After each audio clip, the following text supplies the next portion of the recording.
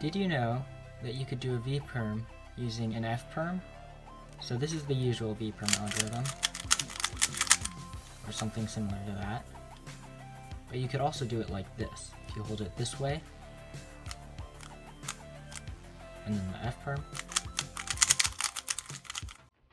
and then undo those moves.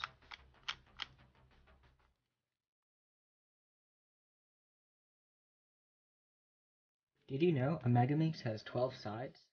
1, 2, 3, 4, 5, 6, 7, 8, 9, 10, 11, 12. This is the 4-dot pattern, because there are 4 dots going across it. You can do this algorithm like this,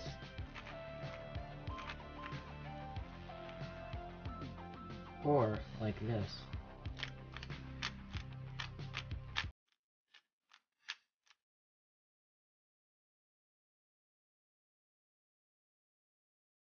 This OLL has a 1 in 216 chance of appearing.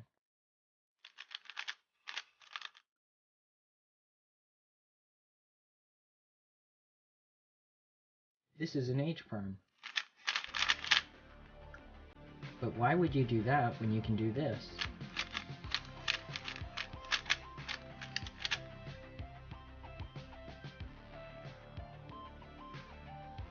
Did you know that a 7x7 has this many scrambles?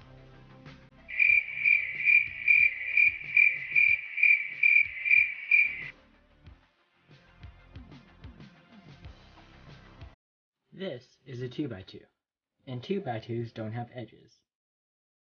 Or do they?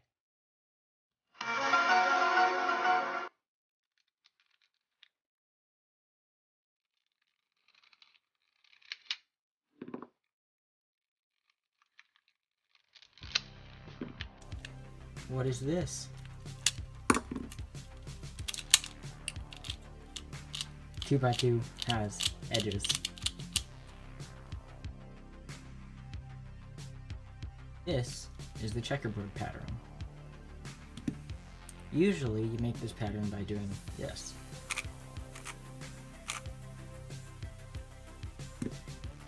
But did you know you could do this?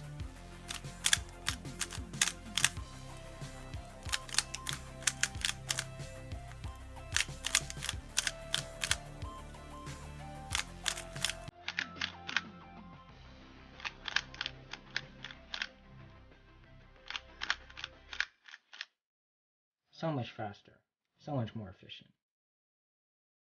And it just looks better, doesn't it?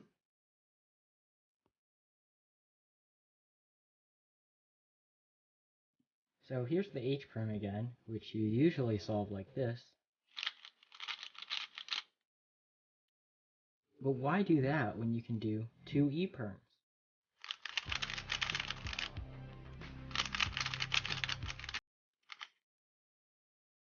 So much better.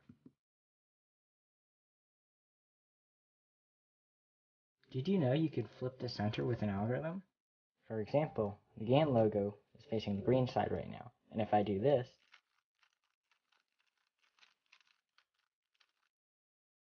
now it's on the blue side.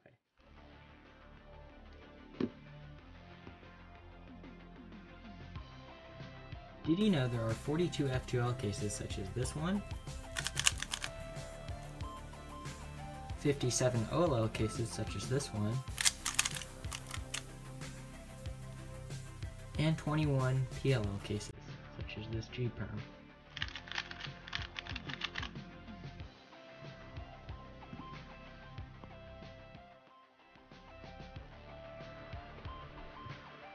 For this G-perm, I think it's actually better to start with R2 prime instead of R2, because if you do R2,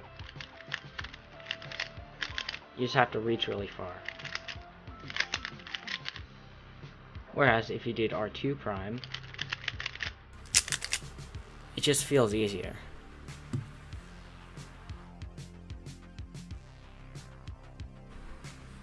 When you do an M move, you should do it with your back finger like this, instead of doing it like this, because it's just easier to reach. You're never going to have your hand back here, right?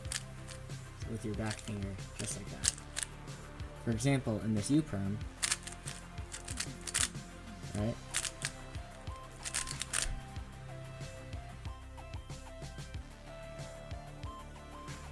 So the checkerboard pattern is pretty cool. All the colors are opposites, and it looks like a checkerboard. That's why it's called the checkerboard pattern. But it's not too cool, because this is too cool. This is the checkerboard pattern, except it uses 3 colors.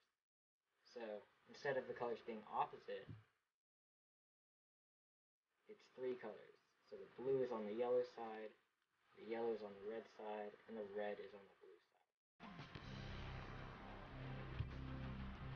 Also, I don't know how to make this pattern, so I just solved the cube into this state.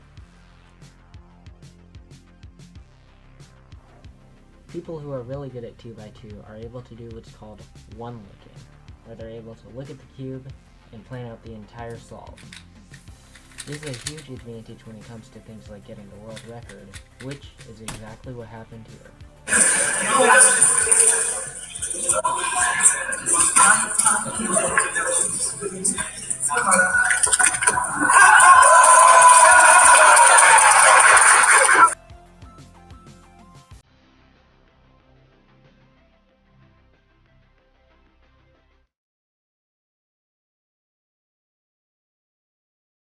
There used to be this event a while ago called 3x3 with feet.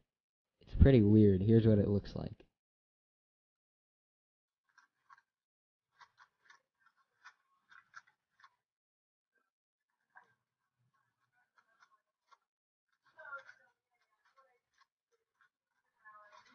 World record. Oh!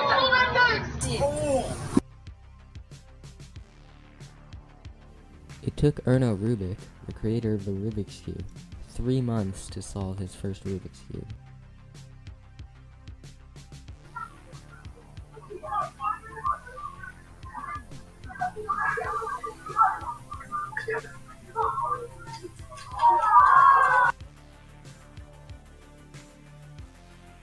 Did you know that every possible 3x3 scramble is only a maximum of 20 moves away from being solved?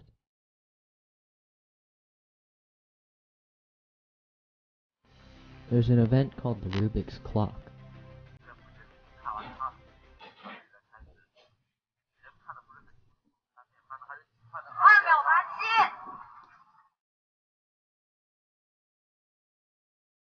The 5x5 is a very unique puzzle in that it's the only cube with 6 sides. Are you sure about that?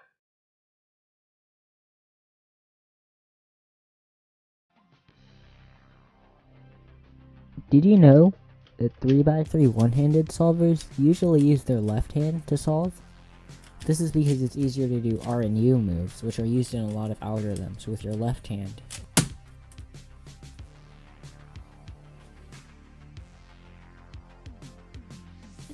Did you know that the pieces on the cube are not actually attached to the core?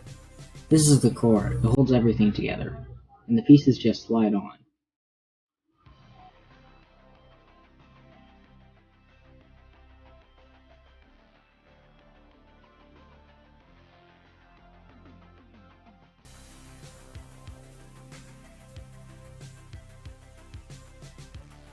This 21 by 21 costs $1,500.